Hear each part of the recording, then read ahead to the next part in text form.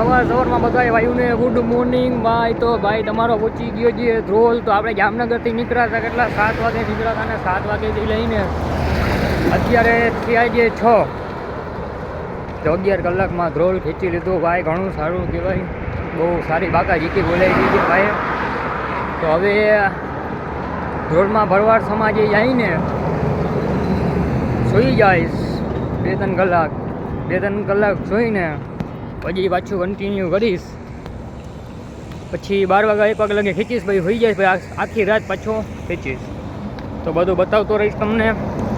અત્યારે તો જો ભાઈ હા ટ્રાફિક જ દેખાય છે, બીજું કાંઈ નથી થતું બરાબર છે. એટલે આગળ તમને માર્કેટ આવે એ બધી વસ્તુ આવે દેખાડતો જઈશ.